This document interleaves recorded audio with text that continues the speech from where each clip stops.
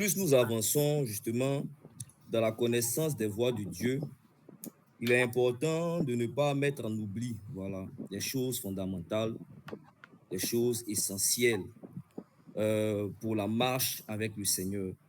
Et comme l'apôtre Paul pouvait le dire aux Philippiens, il disait qu'ils ne se lassent pas justement de leur écrire les mêmes choses, voilà, parce que pour eux, cela est salutaire.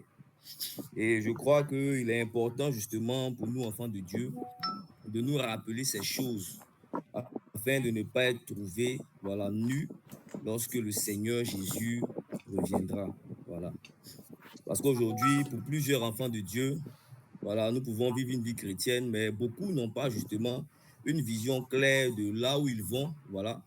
Beaucoup n'ont pas une vision claire, justement, même je vais dire, ils connaissent même pas le but, justement, des enseignements qu'ils reçoivent.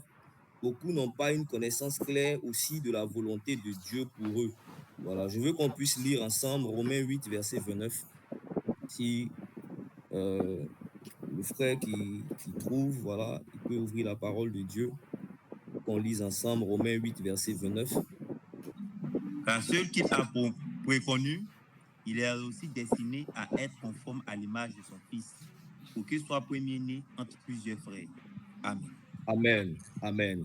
Dans la version Louis II, il est dit, car ceux qu'il a connus d'avance, voilà, il les a aussi prédestinés à être semblables à l'image de son Fils, afin que son Fils fût le premier-né entre plusieurs frères.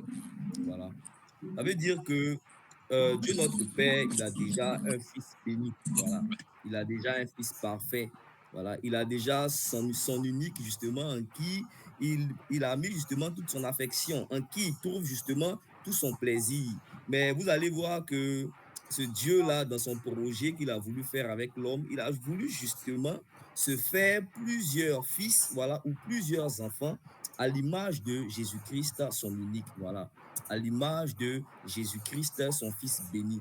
Donc, lorsque nous devenons justement enfants de Dieu, nous devons, par la connaissance de sa volonté, au travers de sa parole, nous laisser conduire par le Saint-Esprit dans une pleine obéissance à la parole de Dieu. Voilà. C'est en cela que chaque jour, nous allons grandir à la ressemblance, voilà, et à la stature parfaite de Jésus-Christ. Et c'est cela même qui est la sanctification. Et la connaissance de ces trois valeurs cardinales, comme les anciens ont eu à les appeler, la connaissance de ces trois valeurs cardinales, voilà, ou fondamentales de la marche avec Dieu, qui sont justement la foi, l'espérance et l'amour, sont pour nous un excellent moyen aujourd'hui de savoir, voilà, là où chacun de nous nous en sommes dans notre marche avec le Seigneur, voilà, ou dans notre sanctification. Parce que justement, toute la vie de notre Seigneur Jésus-Christ a reflété ces trois valeurs. On va voir dans sa vie justement sa foi et son espérance dans le Père. On peut aussi voir justement de sa vie, voilà, son amour pour le Père. Et nous avons vu que le véritable évangile introduit ces trois valeurs cardinales, voilà, ou fondamentales de la marche avec Dieu dans le cœur de celui qui le reçoit. Voilà. Le véritable évangile, lorsqu'un chrétien, je dis que plus que lorsqu'un homme, voilà, reçoit l'évangile, ces trois valeurs cardinales de la marche avec Dieu sont justement introduites dans son cœur, parlant de la foi, de l'espérance et de l'amour. Voilà. Et vous allez voir que tous les autres enseignements que justement nous allons recevoir plus tard de la part du Seigneur Jésus et de ses apôtres, en fait, sont justement donnés dans le but de pouvoir entretenir, faire grandir, voilà, ou affermir ces trois valeurs dans le cœur justement du croyant, de sorte à ce que nous puissions ressembler de plus en plus au Fils de Dieu. Voilà. Parce que finalement, nous devons savoir quel est le but du commandement. Voilà. Finalement, chacun de nous doit chercher à savoir quel est le but du commandement. Et je veux qu'on puisse lire ensemble 1 Timothée 1, voilà, verset 5. Or, la fin de l'ordonnance, c'est l'amour, qui possède d'un cœur pur et d'une bonne conscience et d'une foi sincère. Amen. Amen. Voilà. Dans ma version, lui second, il est dit, le but du commandement, voilà, c'est une charité venant d'un cœur pur, d'une bonne conscience et d'une foi sincère. Voilà. Donc, nous pouvons voir que le but du commandement, c'est justement l'amour, comme le frère a eu à le dire, qui vient d'un cœur pur, voilà, venant d'un cœur pur, d'une bonne conscience et d'une foi sincère. Et nous pouvons voir que, en fait, le cœur pur et la bonne conscience, en fait, sont justement la part de tous ceux qui ont reçu le pardon des péchés en Jésus-Christ, voilà, qui, ayant été lavés et purifiés de toutes leurs souillures, ce sont des gens qui, justement, veillent à garder leur cœur, justement, dans la pureté, en se préservant du mal et en persévérant dans la foi et dans l'obéissance aux enseignements du Seigneur Jésus.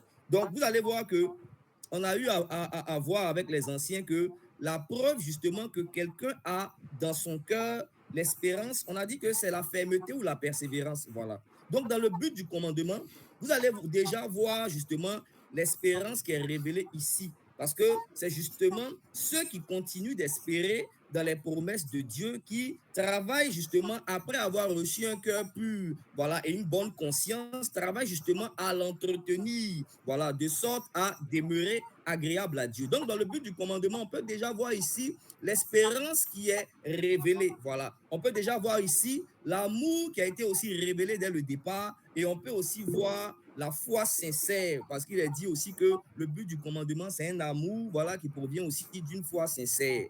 Donc, dans le but du commandement, on peut voir clairement la foi révélée ici, on peut voir clairement l'espérance, on peut aussi voir clairement, comment on appelle ça, l'amour, qui sont encore ces trois valeurs cardinales, voilà, que nous devons justement, de la marche avec Dieu, qui doivent justement être gardées dans nos cœurs, voilà.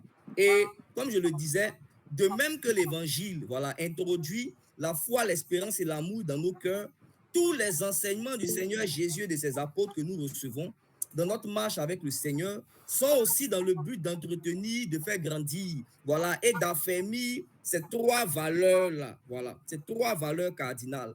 C'est pour ça que quand quelqu'un a compris que justement, ces enseignements qu'il reçoit quotidiennement, quand il a compris que justement, l'enseignement du Seigneur Jésus et de ses apôtres vise à faire, à entretenir non seulement la foi qui est dans son cœur, son espérance et l'amour, vise à faire grandir ces choses, vise justement à les affermir, ça devient alors un non-sens, justement.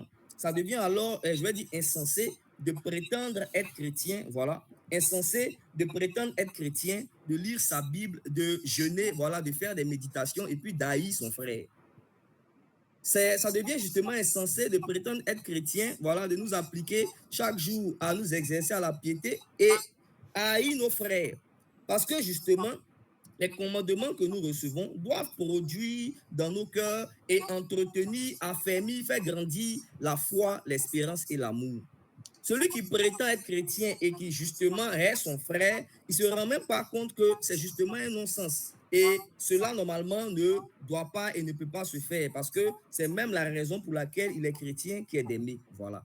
Et chacun de nous peut alors naturellement s'examiner en fonction de ces trois valeurs cardinales, voilà, de la marche avec le Seigneur qui ont été révélées. Chacun de nous aujourd'hui peut voir s'il est vraiment en train de grandir dans sa marche avec Dieu. Chacun de nous peut voir s'il est vraiment en train de grandir justement dans la sanctification. Chacun de nous peut voir s'il est justement en train d'avoir une foi agréable à Dieu en regardant aujourd'hui à la foi. Voilà, en regardant aujourd'hui à l'espérance, en regardant aujourd'hui à l'amour qui sont censés, je vais dire que, demeurer dans son cœur et grandir chaque jour, voilà, un peu plus. Et nous avons dit encore que, de même que la foi, l'espérance et l'amour, on a dit que ces choses ne sont pas dissociables, voilà, et que aucune justement d'elles ne subsiste sans l'autre, voilà. On a dit que de même que le Père, le Fils et le Saint-Esprit justement sont un, parlant d'une unité plurielle, voilà, de trois, je ne sais pas si je pourrais dire personnes, mais on va dire justement de trois, voilà, qui forment un. On a dit que la foi, l'espérance et l'amour, justement, sont un. Voilà. Et ces trois doivent être trouvés en chacun de nous pour pouvoir être agréables au Seigneur lorsqu'il reviendra. Donc, est-ce que quelqu'un se rappelle justement de comment est-ce que, voilà, quelles sont les preuves évidentes que chacun de nous, je vais dire, demeurons dans la foi, l'espérance et l'amour? Est-ce que quelqu'un se souvient qu'on a parlé de justement des preuves évidentes qui peuvent révéler que quelqu'un a la foi, voilà, des preuves évidentes qui peuvent révéler que quelqu'un a l'espérance, des preuves évidentes qui peuvent révéler que quelqu'un demeure justement dans l'amour? Voilà. Est-ce que quelqu'un se souvient, voilà, de ces preuves évidentes? Donc, l'homme de Dieu Saïri a levé la main. Voilà. Il peut répondre. Oui, on a les œuvres de justice. Les œuvres de justice. Oui, concernant, bon, on va dire, parlant de la foi, l'espérance et l'amour, bon, on va dire déjà les preuves que quelqu'un a, je vais dire qu'à la foi dans son cœur, l'ancien Saïri a dit les œuvres de justice, voilà, c'est concernant justement la foi. Que Dieu te bénisse, homme de Dieu. Voilà, est-ce que quelqu'un aussi peut justement me dire, en dehors de l'ancien Saïri, voilà, quelles sont les preuves évidentes que justement l'espérance est encore dans le cœur de quelqu'un? L'homme de Dieu, Donald? La patience produit de l'espérance, selon que nous avons partagé la semaine passée. La patience produit de l'espérance. On a parlé aussi de l'œuvre de la foi, parce que la foi aussi a les œuvres, selon que l'homme de Dieu aussi nous a partagé. Et l'homme de Dieu a dit, oui, les œuvres de justice de la foi, des choses comme ça. Aussi, disant sur aussi le travail de l'amour, puisque l'amour aussi, c'est, comme Jean l'a dit, ne pas l'aimer seulement qu'en parole, mais aussi en vérité. Et l'amour a ses preuves aussi. Donc, le travail de l'amour, la patience de la foi, et puis les œuvres de justice de la foi. Et donc, la patience et l'espérance, les œuvres de justice de la foi. Amen. D'accord. Amen. Merci beaucoup, mon frère. Voilà. Je crois qu'on avait lu ensemble 1 Thessaloniciens, voilà, chapitre 1, verset 3, que je vais rappeler rapidement, qui dit nous rappelant sans cesse l'œuvre de votre foi, voilà, le travail de votre charité et la fermeté, voilà, et la fermeté de votre espérance, voilà, en notre Seigneur Jésus-Christ devant Dieu notre Père. Voilà. Donc, on avait dit par là que ce qui prouve justement que quelqu'un a la foi, voilà, dans son cœur, ce sont les œuvres de justice qu'il manifeste, voilà, comme les serviteurs de Dieu ont eu à le rappeler. On a dit que ce qui prouve, voilà, que quelqu'un a l'espérance, voilà, c'est effectivement la fermeté ou la persévérance, voilà, comme aussi l'homme de Dieu Donald a eu à le dire en rapport avec la patience, voilà. C'est encore la fermeté, voilà, ou la persévérance. Et ce qui prouve que quelqu'un a l'amour, justement, c'est le travail pour la maison du Père. Voilà, ce sont ces trois réalités que nous avions partagées le jeudi passé. Voilà, si je me souviens bien. Alors, nous avons dit que la foi se manifeste, voilà, parlant premièrement de la foi. Nous avons dit que la foi se manifeste donc, voilà, par des œuvres de foi, voilà, encore appelées les œuvres de justice, voilà, ou encore simplement l'obéissance à la parole de Dieu. Et on a lu ensemble Jacques 2, verset 26, qui dit, voilà, comme le corps sans âme est mort, de même la foi sans les œuvres est morte. Voilà. Et Jacques pouvait encore dire, montre-moi ta foi sans les œuvres et moi, je te montrerai la foi justement par mes œuvres. Et je veux qu'ensemble, nous puissions justement remarquer quelque chose dans un test. Voilà. Bien que nous soyons justement sauvés par la foi, est-ce que nous avons remarqué que, en fait, le Seigneur explique quelque chose en Matthieu 25. Voilà, lisons ensemble Matthieu 25, versets 31 à 40. Or, quand le Fils de l'homme viendra dans sa gloire et tous les anges avec lui, alors il s'assiera sur le trône de sa gloire et toutes les nations seront assemblées devant lui.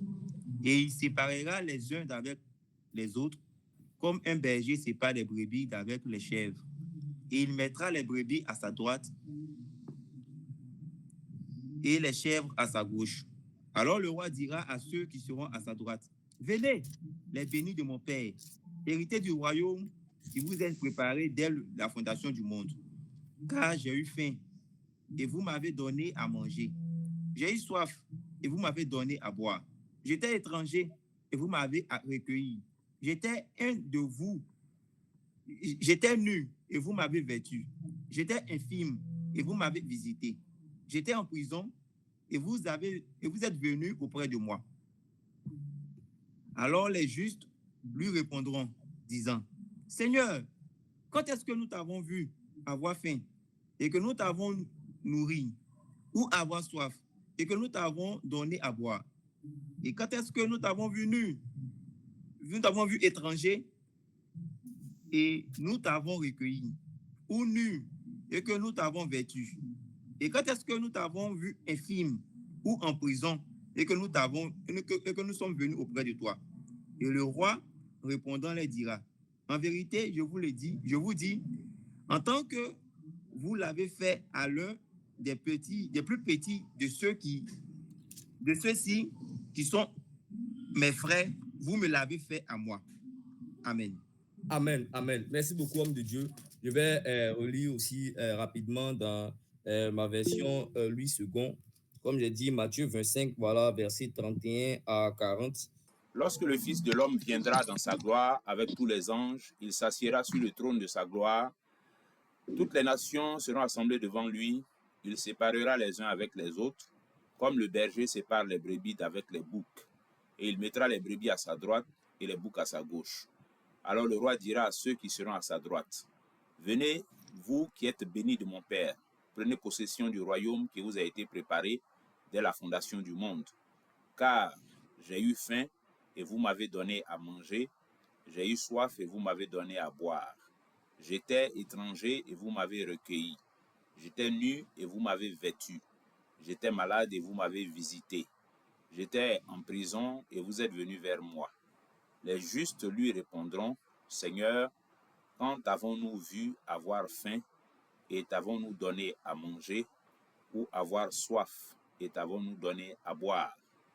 Quand avons-nous vu étranger et t'avons-nous recueilli, ou nu et t'avons-nous vêtu?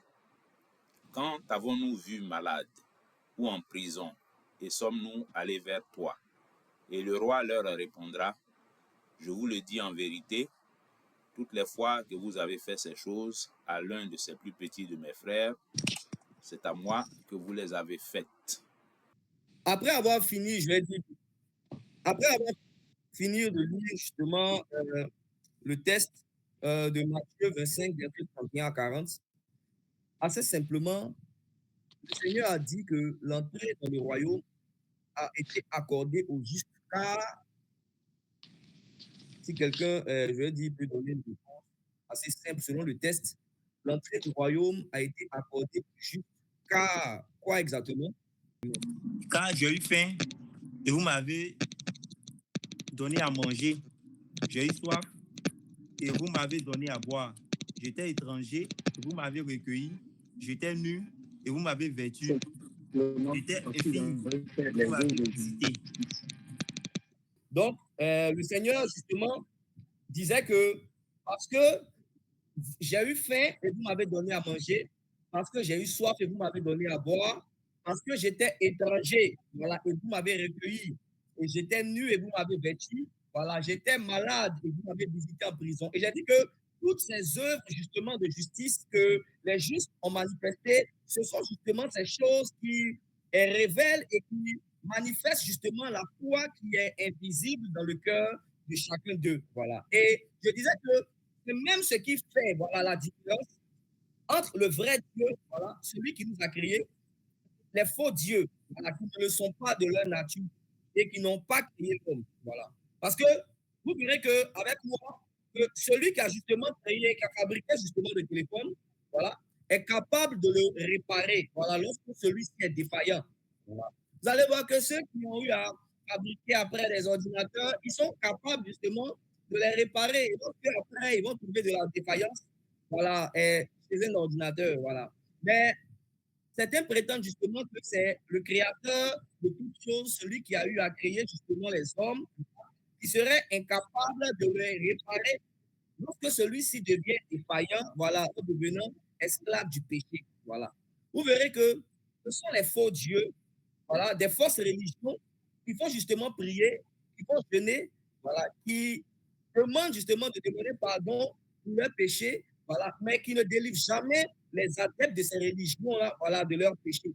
Vous verrez que le vrai Dieu, celui qui a créé l'homme, voilà, il est puissant justement pour le délivrer du péché lorsque celui-ci justement tombe dans la défaillance par l'esclavage du péché. Voilà. Le Dieu qui nous a créés, il est très puissant. Voilà. Très puissant. C'est pour ça que ceux qui prétendent justement que après avoir cru en Jésus-Christ, voilà, ils ont pu recevoir le pardon de leurs péchés. Voilà. Dieu a pu leur accorder la vie éternelle. Voilà. Mais qui n'ont Toi, justement, qui n'a pas pu les délivrer de l'esclavage du péché, justement, qui les retient captifs jusqu'à aujourd'hui, qui peuvent même dire des choses aussi horribles comme le fait qu'eux peuvent mourir justement après dans la prostitution, mourir justement entre des jambes de prostituées, et puis vont finir au ciel. En fait, ils ne se rendent même pas compte de comment est-ce qu'ils rabaissent, comment est-ce qu'ils piétinent, comment justement est-ce qu'ils, je vais dire, méprisent la puissance, voilà, de ce grand Dieu qui justement a eu à créer chacun de nous. Voilà. On va voir que le Dieu que nous servons, il a justement fait quelque chose qui est bien au-dessus, voilà, de pouvoir réparer l'homme. Il a dit en Colossiens 2, voilà, verset 13, si quelqu'un a le texte, il peut le lire rapidement. Et vous, lorsque vous étiez morts dans vos fautes et dans l'incirconcision de votre chair, il vous a vivifiés ensemble avec lui. Nous ayant pardonné toutes nos fautes, ayant effacé l'obligation qui était contre nous. L'œuvre que le Seigneur va justement accomplir, je vais dire, en chacun de nous, voilà, et pour chacun de nous, je vais dire que ça va même au-delà, justement, de réparer l'homme, voilà. J'ai dit que, selon ce que nous avons lu, justement, en Colossiens 2, verset 13, voilà, qui dit que nous étions morts, voilà, à cause de nos offenses et par l'incirconcision de notre chair, voilà, mais il nous a ramenés à la vie avec Christ, en nous faisant grâce pour toutes nos offenses, voilà. Et je disais que, par l'œuvre de la croix de Christ, nous avons connu une résurrection spirituelle. Voilà. Nous avons été régénérés en esprit. Nous avons été recréés en Jésus-Christ. Nous sommes devenus justement de nouvelles créatures avec une nature nouvelle. Et on en parle un peu justement en Ézéchiel 36, voilà, à partir du verset 25 que je vais lire rapidement parce qu'on a perdu beaucoup de temps. Il dit, je répandrai sur vous une eau pure et vous serez purifiés et vous serez purifiés. Je vous purifierai de toutes vos souillures et de toutes vos idoles. Je vous donnerai un cœur nouveau et je mettrai en vous un esprit nouveau. J'ôterai de votre corps le cœur de pierre et je vous donnerai un cœur de chair. Je mettrai mon esprit en vous et je ferai en sorte que vous suiviez mes ordonnances et que vous pratiquiez mes lois. Voilà. On voit que quand Dieu nous donne justement un cœur nouveau, un esprit nouveau et nous donne son Saint-Esprit, il fait en sorte justement que nous puissions suivre ses ordonnances et pratiquer ses lois. Et c'est ce que nous avons lu avec l'homme de Dieu Ascendé le jeudi passé, lorsqu'il nous a révélé les textes de Éphésiens 2, versets 8 à 10, voilà, qui, pour paraphraser, nous fait comprendre que justement, voilà, nous avons été sauvés, voilà, par justement la grâce de Dieu, voilà. Nous avons été sauvés, je vais dire que c'est par la grâce que nous sommes sauvés au moyen de la foi. Et le texte nous a révélé clairement que voilà, cela ne vient pas de nous et que ce n'est pas justement par les œuvres. Mais on va voir au verset 10 que justement, celui qui a été sauvé ou bien ceux qui ont été sauvés sont devenus de nouvelles créatures. Voilà. On dit qu'ils ont été créés en Jésus-Christ pour de bonnes œuvres que Dieu a préparées d'avance afin qu'ils puissent justement les pratiquer. Afin qu'ils puissent les pratiquer. Ça veut dire que, oui, ils ne sont pas sauvés justement par les œuvres, ils sont sauvés par la grâce de Dieu, voilà, au moyen de la foi, mais on dit que celui qui est sauvé là, hein, il est devenu une nouvelle créature, voilà. Il est devenu justement une nouvelle créature qui a été créée en Jésus-Christ pour de bonnes œuvres, voilà, que Dieu a préparées d'avance afin qu'il puisse les pratiquer. Alors, est-ce que quelqu'un peut croire en Jésus-Christ, recevoir le pardon des péchés, avoir la vie éternelle sans être devenu une nouvelle créature? C'est une question. Impossible, impossible, impossible. C'est pas possible. Ça veut dire que celui qui, naturellement, a reçu le pardon des péchés en Jésus-Christ, voilà, et qui a aussi, je vais dire, reçu la vie éternelle par la foi, est aussi devenu naturellement une nouvelle créature. C'est ça, non? Qui a été créée en Jésus-Christ pour de bonnes œuvres que Dieu a préparées d'avance afin qu'il puisse justement les pratiquer. C'est pour ça, justement, et assez simplement, que vous allez voir que le pardon des péchés, vous voyez que c'est une réalité que nous ne pouvons pas justement voir à l'œil nu. Voilà, aucun de nous ne peut voir que ces péchés ont été pardonnés. Je vais dire à l'œil nu. Aucun de nous aussi, la vie éternelle, nous l'avons saisie par la foi. Voilà, et aucun de nous, je vais dire, ne peut voir aujourd'hui sur le visage de mon frère Alou que alloue justement à la vie éternelle. Aucun de nous ne peut voir sur le visage de mon frère, justement, Donald, voilà, qu'il a la vie éternelle. Et ce pardon des péchés et la vie éternelle que nous avons reçue ne peuvent pas être touchés aujourd'hui. On ne peut pas justement, je vais dire, les saisir ou les voir. Rien ne peut justement les rendre manifestes. Voilà. Mais ce qui peut justement rendre manifeste que quelqu'un a cru dans l'œuvre de la croix de Christ, c'est justement cette nouvelle créature qu'il est devenu, qui pratique les bonnes œuvres que Dieu avait justement préparées pour lui. C'est pour ça que c'est, je vais dire, les œuvres sont avec certitude, je veux dire, la preuve qui atteste que quelqu'un demeure dans la foi au Fils de Dieu. Voilà. Le pardon des péchés, on ne va pas le voir, on ne pourra pas toucher. Voilà, la vie éternelle, on ne va pas le voir, on ne pourra pas toucher. Mais si tu as cru en Jésus, tu es certainement devenu une nouvelle créature qui a été justement recréée en Jésus-Christ pour pratiquer de bonnes œuvres. Voilà. Alors, c'est même insensé. Voilà. C'est même insensé de prétendre justement avoir cru en Jésus-Christ, d'avoir reçu le pardon des péchés, la vie éternelle, et de continuer à vivre consciemment dans le péché. Voilà. C'est même insensé, c'est un non-sens. Voilà. C'est pour ça que l'apôtre Paul, en fait, il pouvait dire en Romains, voilà, 6, dès le verset 1, il peut dire, attends, il dit, mais que dirons-nous donc? Voilà. Est-ce que nous, on va demeurer justement dans le péché afin que la grâce abonde? Voilà. Est-ce que justement, on va continuer à vivre volontairement dans le péché parce que justement la grâce de Dieu en Jésus-Christ a déjà payé pour nos péchés passés, voilà, présents, futurs? Est-ce que justement, nous, on va se livrer volontairement au péché en nous appuyant sur un prétendu sacrifice justement de l'œuvre de la croix de Christ? Quoi donc? Demeurions-nous dans le péché? Est-ce qu'on va justement demeurer dans le péché parce que la grâce a abondé? Il dit, mais loin de là, voilà. Loin de là parce que il trouve que c'est insensé même. Il dit, mais loin de là. Il dit, mais nous qui sommes morts, enfin, attends, nous qui sommes morts au péché, il dit, mais comment vivrions-nous encore dans le péché? Il dit, mais ignorez-vous que vous tous qui avez été baptisés en Jésus-Christ, en fait, mais c'est en sa mort même que vous avez été baptisés. Il dit, nous avons donc été ensevelis avec lui par le baptême, afin que comme Christ est ressuscité des morts pour la gloire du Père, de même nous aussi, en fait, nous puissions marcher en nouveauté de vie. Amis, en fait, par le baptême, nous avons été unis à Jésus-Christ dans sa mort, dans son ensevelissement et dans sa résurrection. Vous voyez un peu? Donc, de même que Christ, il est mort à cause du péché, tu vois, quand tu as été plongé dans l'eau, là, en fait, quand tu as été plongé dans l'eau, tu as plongé dans une eau, voilà, tu as plongé dans les eaux, mourant avec Christ justement au péché. En fait, notre vieil homme, il a été quoi? Il a été crucifié. Voilà, notre vieil homme, il a été crucifié avec lui pour que le péché, justement, dans ce qui fait sa force, soit réduit à l'impuissance. Voilà. Le vieil homme, justement, de chacun de nous, a été crucifié avec Jésus-Christ. Voilà. Pour que le péché, dans ce qui fait sa force,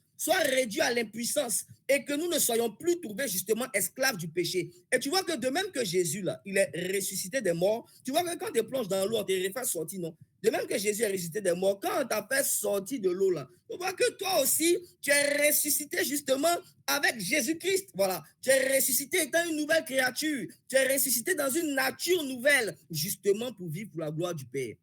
Donc, quand justement on t'a pris et qu'on t'a plongé dans l'eau, il faut savoir que, en fait, par le baptême, là, tu as été uni à Christ dans sa mort, dans son ensevelissement et dans sa résurrection. C'est pour ça que de même que Christ, en fait, mais tu es mort avec Christ, mais c'est à cause de quoi? C'est à cause du péché. C'est à cause du péché. Toi, tu es mort avec Christ à cause du péché. Et toi, justement, en fait, Christ, là, il est revenu à la vie à cause de sa justice. Voilà. À cause de sa justice. Et toi, tu veux revenir à la vie, justement, avec Christ pour retourner à ce qui t'a tué.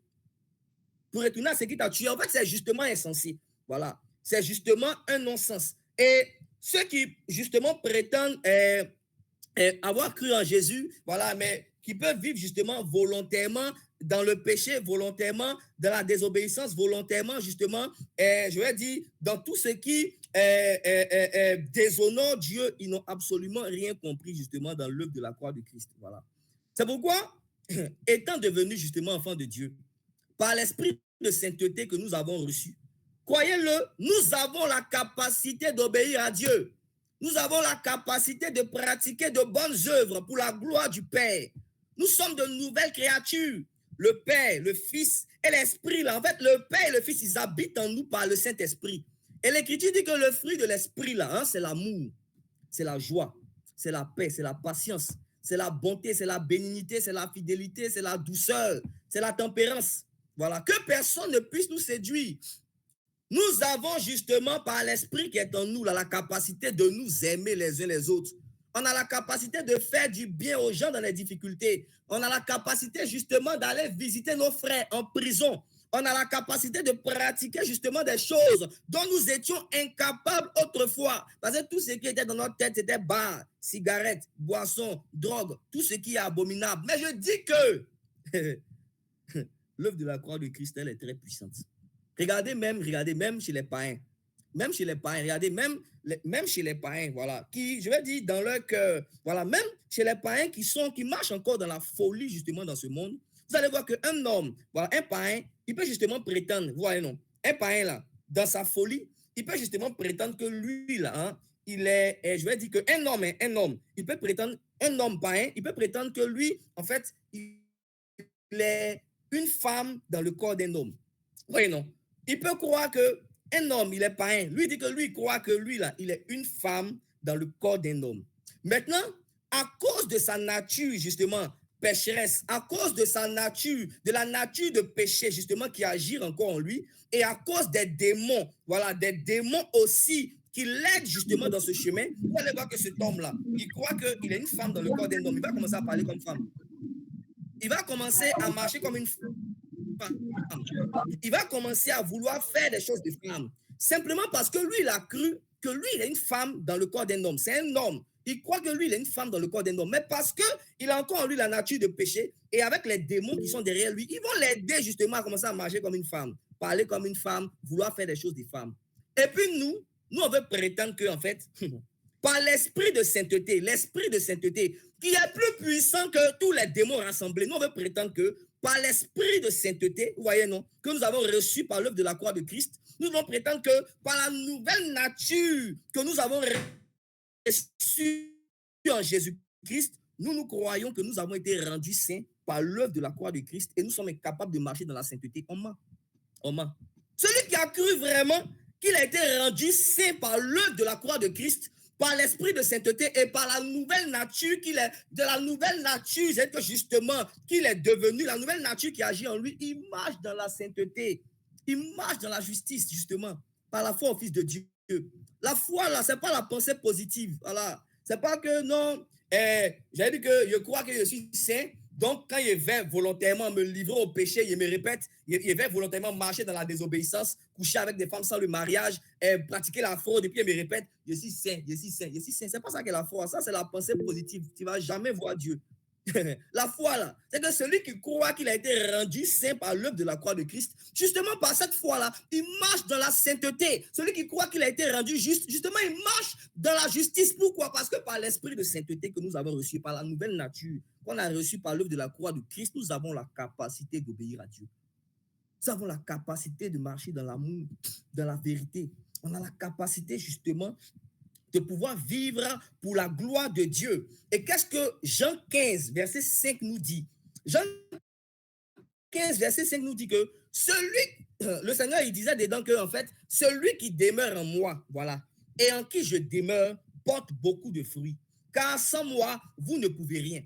Ça veut dire que c'est une certitude que tous ceux qui demeurent véritablement en Jésus-Christ par la foi, et en qui Jésus-Christ demeure par sa parole, porte beaucoup de fruits. Il manifeste beaucoup de bonnes œuvres. Et ceux, justement, qui, aujourd'hui, commencent à manifester très peu d'œuvres, voilà, ou bien manifestent des œuvres mauvaises, c'est justement parce qu'ils sont en train de faire des naufrages quant à la foi. Plusieurs, ils sont dans l'église, mais ne se rendent même pas compte qu'ils sont pleins de naufrages quant à la foi. Ils ne se rendent même pas compte qu'ils sont en train d'abandonner la foi. Parce que pour eux, ils sont présents, je vais dire qu'à toutes les réunions, quand on dit jeûne, il fait. Quand on dit évangélisation, il va. Mais en fait, il a justement commencé à ne plus croire dans l'œuvre de la croix de Christ, dans les bénéfices de cette œuvre. Il a commencé justement à ne plus croire dans la nouvelle justement créature qu'il est devenu. Il ne croit plus justement dans sa nouvelle identité. C'est pour ça que tu vas le voir que d'ailleurs, parmi les païens, on peut trouver justement aujourd'hui des professeurs eux-mêmes là. Ça veut dire que tu es son élève, tu as payé moyenne avant même de passer à quoi que ce soit, et qui te fait payer moyenne, voilà. Et des professeurs qui couchent justement avec des jeunes filles là-bas, des professeurs, c'est-à-dire que qui pratiquent des choses. Tu as trouvé des chauffeurs de taxi, ils bloquent monnaie des gens, ils parlent mal des gens ici. Tu as trouvé des caissiers, on dit toujours là-bas, là, il n'y a pas monnaie. Tu as trouvé aujourd'hui ceux, tu vas les voir marcher dans ces choses. Mais en fait, normalement, l'on ne devrait pas justement trouver de chrétiens qui, étant professeurs, puissent aussi justement faire payer des moyennes à ses élèves avant qu'elles puissent passer en classe supérieure. L'on ne devrait pas trouver justement parmi des infirmiers, voilà, qui sont chrétiens, des gens qui attendent justement parce que normalement par amour pour leur travail et pour leur prochain, c'était censé justement mettre en priorité justement la vie des gens. Mais des infirmiers aujourd'hui qui, on te voit ici, tant que tu n'as pas l'argent, on ne te prend pas pour te faire entrer en salle. Si tu es chrétien aussi, et puis toi encore, tu es encore dans ces choses. C'est-à-dire que tu es chrétien, mais en fait, tout le monde vient en retard au travail. Et toi aussi, tu te retrouves à t'appliquer toi aussi quotidiennement à venir en retard au travail. En fait, tu ne te rends même pas compte que justement, tu es en train de marcher d'une manière contraire à ta nouvelle nature. Christ là, nous demande de pouvoir servir nos maîtres, parlant des patrons qu'on peut avoir, il dit de pouvoir les servir comme lui, servir comme le Seigneur. Voilà. Et nous pouvons voir ces choses dans lesquelles les païens marchent, mais c'est nous naturellement qui sommes des enfants de Dieu, l'Écriture dit que c'est nous qui sommes censés être la lumière du monde. Voilà. C'est nous qui sommes censés être le sel de la terre. C'est nous qui sommes censés justement révéler aux païens, voilà, que leurs œuvres sont mauvaises en leur donnant un modèle justement de bonne conduite de par notre vie. De sorte à ce qu'on dit que regardant nos œuvres, ils puissent glorifier Dieu. Et puis eux aussi, attendre le jour où il va pour justement les visiter, pour les conduire au salut. Mais aujourd'hui, c'est justement à cause de nous que le nom de Dieu est, je vais dire, blasphémé au milieu des païens. C'est à cause de nous qu'aujourd'hui, le nom de Jésus-Christ n'a plus aucune valeur parce que nous avons, en fait, nous ne croyons même plus aujourd'hui dans non seulement les bénéfices de l'œuvre de la croix de Christ, dans son sacrifice parfait, mais nous ne croyons même plus que nous sommes justement de nouvelles créatures. Nous ne croyons même plus que nous sommes capables justement de marcher dans la sainteté, de vivre dans la sanctification. Nous ne croyons même plus que nous sommes capables par la foi en Jésus-Christ justement de pouvoir vaincre le péché, de dominer sur lui, de marcher dans la justice. Plusieurs aujourd'hui sont vaincus parce qu'ils ont mis en oubli justement la purification de leur péché passé. Ils ont mis en oubli justement la nouvelle identité qu'ils ont reçue. Ils ne croient même plus justement à ces choses. Et c'est pourquoi nous voyons aussi de plus en plus, c'est-à-dire qu'au milieu des chrétiens, que plusieurs ne grandissent pas justement dans la sanctification, plusieurs justement ne portent pas du fruit pour la gloire de Dieu, parce qu'ils ont commencé justement à regarder, à se laisser engloutir par le monde, justement par les choses du monde, par la réalité, jusqu'à ce qu'ils les retournent à leur mauvaise manière de vivre. Voilà. Et je veux vraiment nous rappeler, voilà, que nous sommes des enfants de Dieu. Et nous devons croire de tout notre cœur, justement, à l'œuvre que le Seigneur Jésus-Christ il a accomplie en nous. Voilà. Bien que nous sommes de nouvelles créatures, bien que par l'esprit de sainteté, nous pouvons obéir à Dieu, voilà, il est clair que nous allons voir dans notre marche qu'il arrivera souvent, parce que le Seigneur a dit, allez justement et faites de toutes les nations des disciples, les baptisant au nom du Père, du Fils et du Saint-Esprit, et enseignez-leur à observer tout ce que je vous ai prescrit. Qui parle d'enseignement parle aussi d'apprentissage. Donc, nous devons apprendre à obéir. Et dans justement cet apprentissage à obéir, il est clair que souvent, là, justement, nous allons tomber dans le péché. Mais lorsque l'enfant de Dieu, là, il se rend compte qu'il a pratiqué quelque chose de contraire à sa nature, lorsqu'il se rend compte qu'il a pratiqué justement quelque chose de contraire à sa nouvelle nature, qu'est-ce qu'il fait? Il se répand promptement, justement, de cette mauvaise manière de marcher et il retourne à l'obéissance à Dieu. L'enfant de Dieu, là, en fait, il ne se plaît pas justement dans la désobéissance. Il ne se plaît pas dans la conduite justement de l'ancienne nature, parce que c'est des choses aujourd'hui qui le répugnent. On a dit que du fait que nous sommes nés de nouveau aujourd'hui, là, nous haïssons le péché et nous aimons la justice. Voilà. Et lorsqu'on parle justement de pouvoir apprendre l'obéissance, tu vas voir que celui qui vient apprendre l'obéissance, c'est quelqu'un qui veut plaire à Dieu de tout son cœur. Donc, il ne marche pas volontairement dans le péché. Il ne marche pas consciemment dans la désobéissance. La plupart d'entre nous aujourd'hui, peut-être qu'on a eu à faire auto-école, voilà, on a eu à apprendre à conduire un jour, peut-être quelque part là-bas, voilà. Dans l'apprentissage, quand tu es en train d'apprendre justement à conduire, là, le jour où tu t'en passé examen de code, voilà, et puis on te dit par exemple que code que tu t'as passé là, on te demande tel panneau, peut-être c'est quel nom, tu connais le nom du panneau, puis tu fais exprès de donner la mauvaise réponse, c'est pas possible. Dans l'apprentissage là, aucun de nous ne fait exprès de donner des mauvaises réponses. Ça veut dire que quand nous aussi nous apprenons justement l'obéissance auprès du Seigneur, aucun de nous ne doit volontairement faire, c'est-à-dire que marcher dans la désobéissance, ne doit volontairement et consciemment chercher à déplaire à Dieu. Nous devons de tout notre cœur désirer lui plaire, marcher dans l'obéissance, vivre selon notre nouvelle nature. Et dans ce désir de lui plaire, de vivre selon notre nouvelle nature, souvent là, tu vas tomber dans le péché. Il te faut faire quoi? Il te faut justement confesser ces réalités et confesser et puis reprendre ta marche, revenir au Seigneur pour marcher justement dans l'obéissance à sa parole. Mais nous ne devons pas persévérer voilà, d'une manière volontaire dans le péché. Sinon, justement, nous avons mis en oubli la purification de nos péchés passés. Nous avons mis en oubli la nouvelle nature, justement, que nous avons reçue en Jésus. Nous avons oublié que nous sommes une nouvelle créature et justement, nous avons abandonné la foi au Fils de Dieu parce que c'est un package. De la même manière que quand tu as cru, tu as reçu le pardon des péchés, la vie éternelle, tu es devenu une nouvelle créature. Il faut savoir que quand tu ne crois plus aussi en la nouvelle que tu ne crois plus en la nouvelle créature que tu es devenue et tu t'appliques à marcher volontairement dans le péché d'une manière consciente, dans la désobéissance, voilà, d'une manière contraire à ta nouvelle nature, il faut savoir que tu as mis aussi en oubli la purification de tes péchés passés. Tu as oublié la raison pour laquelle Christ est venu mourir. Et c'est pour ça que tu es en train aussi d'abandonner la foi. Voilà. Que Dieu bénisse, voilà, les frères qui ont pu écouter quand même. Déjà désolé pour le problème de connexion, voilà, mais que Dieu bénisse quand même, je vais dire, ceux qui ont pu recevoir quelques paroles, voilà, ce soir, en rapport avec ce qui a été partagé, voilà. Nous devons croire justement dans l'œuvre que le Seigneur Jésus a accompli à la croix. Et nous devons croire justement de par cette œuvre ce que nous sommes devenus par la foi en lui. Nous devons nous laisser conduire par le Saint-Esprit dans une soumission entière à la parole de Dieu, en le laissant renverser les idoles de nos cœurs. Voilà. C'est ainsi que justement nous allons davantage produire des œuvres dignes de la repentance. Nous allons davantage produire des œuvres de justice qui attestent justement que nous persévérons dans la foi, dans ce que Jésus-Christ a accompli à la croix et aussi a accompli en nous. Voilà. Et que Dieu vous bénisse, voilà, abondamment.